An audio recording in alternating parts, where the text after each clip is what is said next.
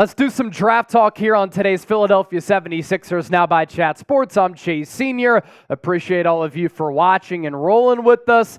And shout out to producer Jake Chipper for producing some really good content over the last couple of days as I was away, D.C., Maryland, for my sister's bachelorette party. I did survive. I'm excited to be back in front of this camera on the microphone talking some Sixers basketball in what is maybe the most pivotal, most important offseason in the history of this organization. Draft picks, cap space, where this team is headed with two superstars in Joel Embiid and Tyrese Maxey. But for the purpose of today's show, we're talking about some potential future Philadelphia 76ers here. Let's start off by looking at the 76ers draft picks here. Daryl Morey said we might hold on to the 16th overall pick. We might trade it in order to bring in other assets, whether that be another star player, other role players. Philadelphia is in a position where they do have a lot of flexibility. And the 16th overall pick, just a couple of spots outside of the lottery, I think is a valuable selection. You look at a team like the New York Knicks. All of the marquee contributors are late first-rounders or second-round picks. So you can build a quality basketball team by having draft capital in the first and second round. And Philadelphia, under Daryl Morey, hasn't had a lot of draft selections. Tyrese Maxey being one of them goes to show you in the 20s there are quality players. Nikola Jokic, he was a second-round pick. You get my point. So 16th overall and then 41st overall. That is several selections in round two. I think that you can get a solid player there as well who can impact this basketball team. Now, keep in mind that it is totally plausible and it is looked at right now league-wide as a possibility that Philadelphia could trade the 16th overall pick. That also according to Sam Vecenie of The Athletic. So with that, we pop up today's poll question here. Will the 76ers make a selection at 16th overall? Type Y for yes, type N for no. That will be the pinned comment, so make sure you go on down and get those votes in.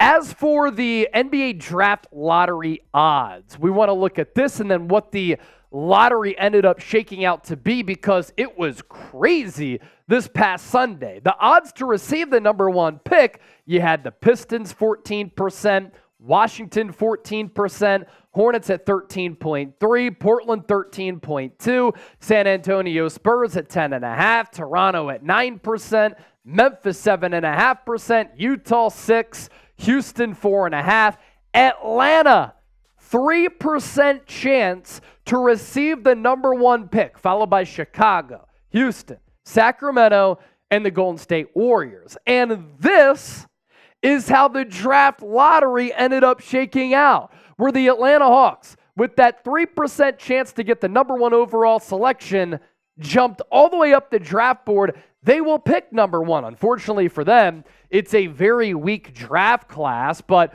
following Atlanta, Wizards, Rockets, Spurs, Pistons, Hornets, Blazers, Spurs, Grizzlies, Jazz, Bulls, Thunder, Kings, Blazers.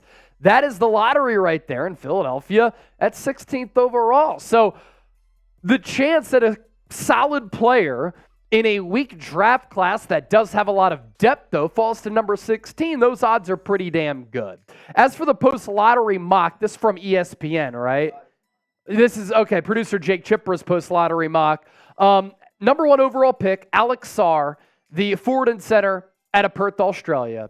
Stephon Castle, the guard out of UConn, going number 2 to the Washington Wizards. Nikola Topic, who got medically cleared from a leg injury, which is great news for him. Number 3 to the Houston Rockets, the guard out of Serbia. At number 4 to the San Antonio Spurs, Rob Dillingham, guard out of Kentucky, a flamethrower to pair up with Victor Wembanyama. At number 5, Zachary Resasher, the forward from JL Borg, and there's a lot of international players in this draft class. We're going to get those pronunciations right as we get closer to draft time. Reed Shepard, the guard out of Kentucky, another sharpshooter. Matas Bazulis, the forward out of the Ignite, going to the Blazers after Shepard goes to the Hornets. To the San Antonio Spurs once again. 2 picks inside the top 8 don't connect. The forward out of Tennessee. Donovan Clingan, center out of UConn. To the Memphis Grizzlies at number 9. Cody Williams, Forward out of Colorado, to the Utah Jazz. Ron Holland, forward from the G League Ignite. Last year that team will be in existence, by the way, to the Chicago Bulls at number 11. OKC sitting at 12. Jacoby Walter, guard out of Baylor. Sacramento Kings, Devin Carter, guard out of Providence. Kyle Filipowski, a player who I'd like to go to Philadelphia. Forward center, Duke to the Portland Trailblazers. And then Jared McCain, the guard out of Duke, number 15th overall pick to the Miami Heat, which brings us to the 16th overall selection, where Philadelphia is on the clock if they hold on to that pick. Top players available here. Let's go with 5. Isaiah Collier, USC. TIdjane Salaun out of France, a forward.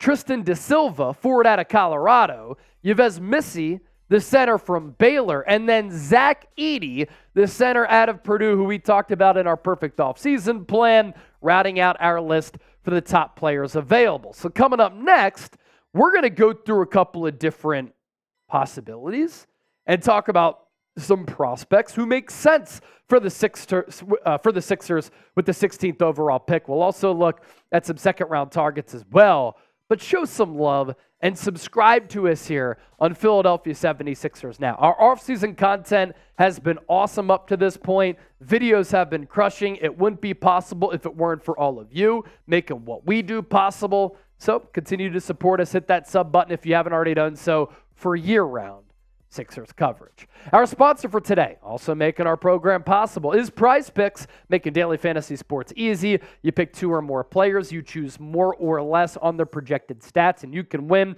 up to 25 times your money. Get a $100 deposit match at prizepicks.com/CLNS. We look ahead to some Game 5 basketball. Knicks hosting the Pacers. Nuggets hosting the Timberwolves. Josh Hart, the special here, more than 9.5 rebounds. That's the Taco Tuesday special. Anthony Edwards, more than 29.5 points. Love how he took accountability for the poor play from Minnesota.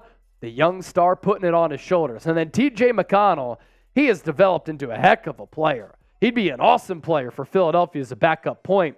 More than 18.5 points, rebounds, and assists. He's been cooking against the Knicks with that series, tied 2-2.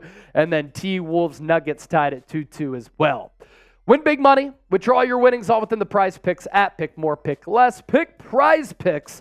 PrizePicks.com/CLNS.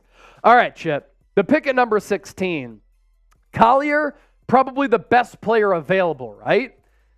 But we would probably be selecting between Salaun and Da Silva. Your thoughts on kind of how the board falls in your mock? Yeah, so in this situation, there's a chance that Collier goes earlier than this. He's a guy that, coming into the year, was one of the top overall prospects going to USC. I could see him going the lottery, just not the way the board fell in my mock in the situation. And although I think he is the most talented player currently available from the Sixers at this pick, I don't think it's the way I'm going. I think he's more of a lead guard for a team, and I just don't see his fit with Tyrese Maxey really being that great. And I also think there's more players that can make a bigger impact for the Sixers at different positions of need. And that's why I think TIdjane Salaun and Tristan Da Silva are the 2 guys that I'd really be looking at here. You also had Yves Missy and Zach Edey, who we've talked about Edey before as well. And It's an interesting option. A lot to talk about him, but we'll continue to get to him on later videos. I think Salaun and Da Silva, 2 forwards that we'll talk about both of them here in a minute, that would make a lot of sense for the Sixers if they're both still available. Both very different players. Salaun is more of a little bit of a project, more athletic, way more upside though, and Da Silva is more of that instant impact guy who might not have the upside, the ceiling that Salaun has, but he's going to be better day one. Interesting stuff. And we have some scouting reports that we put together that we'll pass along here. First up is Salaun, and you wonder if Philadelphia would go this route just because he's a little bit of a project, whereas Da Silva might be that plug-and-play guy to bulk up the bench a little bit if you lose Nick Batum to another team or he decides to retire. Do you replace Batum with Da Silva, who has that similar size and ability to knock down the 3 balls we saw last year at Colorado and in the NCAA tournament? For Salaun, 6'9", 203, a 7'1" wingspan. You always look for that for basketball players. Good off-ball defender, needs improvement on ball, but has tools. You like Nick Nurse's ability to develop players. He'd be able to do that with Salaun. He did it with a couple of these types of prospects. Well, with the Toronto Raptors, Salaun is an athletic finisher at the rim, moves well without the ball, flashes a little bit of a handle, but not fully developed yet. Does lack the off-the-dribble shooting, which can be an issue. 1 year of good three-point shooting, you worry about that a little bit. Is that a mirage, or can that continue to be on the uptick as far as the percentages? Lacks a floater as well as some touch layups. A little bit of a sloppy passer who can sometimes rush plays. Last year, again, this is a young and raw player, 33 games played. Internationally, 9 points per game, 4 rebounds, 37% from the field, and less than 33% from three-point range. You're looking at the length and the athleticism here and what he could become. So that's why Tristan Da Silva, who's more of a known commodity, I think is a more intriguing option, because I want the plug-and-play player who can help what is going to be a playoff team, and he can be a part of this playoff rotation. That's why I like the Zach Edey maybe, or maybe even a Kyle Filipowski. 6'9", 220, 6'10" wingspan. 40% on catch-and-shoot threes. He is a coordinated finisher. He can make every pass. Competitive and smart defender. Isn't an insane athlete, but I think he can get away with that with the touch from the outside. He lacks explosiveness. Not a great rebounder for his size, and not a vertical athlete, but that catch and shoot is what's really appealing to me, in addition to the efficiency. 16 points per game for a Colorado team that went on that nice run in the tourney. 5 assists. Only 2.5 rebounds, so that's a little bit of a red flag, but he did play a lot around the perimeter.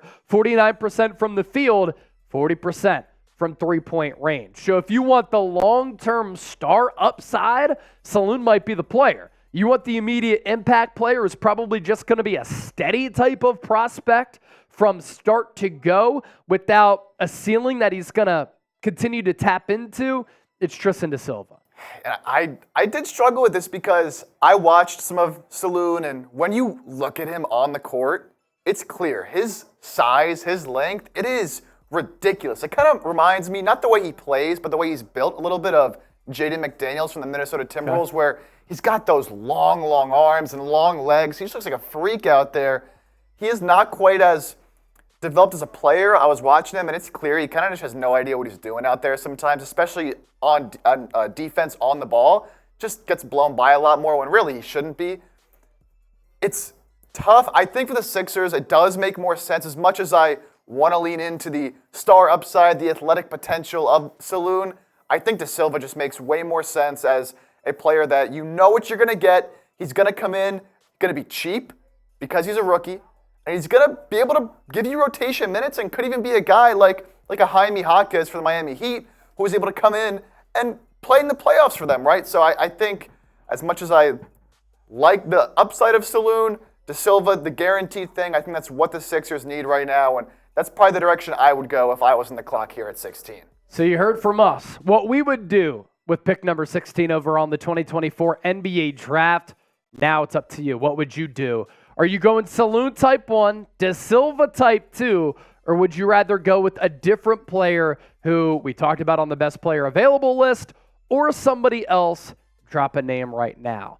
As for some second-round targets for Philadelphia, picking there in the 40s, Kel'el Ware, center out of Indiana, Kevin McCullough Jr., guard out of Kansas, Alex Caravan, the forward from UConn, Trey Alexander, guard, Creighton, Carlton Carrington, guard out of Pitt, A.J. Mitchell, UC Santa Barbara. He's also a guard. Mark Sears, the guard out of Alabama, Jamal Sheed, guard, Houston, Harrison Ingram, forward, North Carolina, and Reese Beekman, guard, out of Virginia. Of course, the Sixers could always trade both of their picks this offseason, because I think you look at that draft capital, and it is pretty valuable draft capital if that can help you land a Brandon Ingram, who Chip talked about on yesterday's show. Check that video out, get it to 10,000 views. Or you want to package those picks for another player, another package in order to improve this team. Your favorite player in the draft doesn't have to be a Sixers target. It can be, but doesn't have to be. Just want you to show off that basketball knowledge. Drop us a name down below. Thanks for watching, and don't forget to subscribe.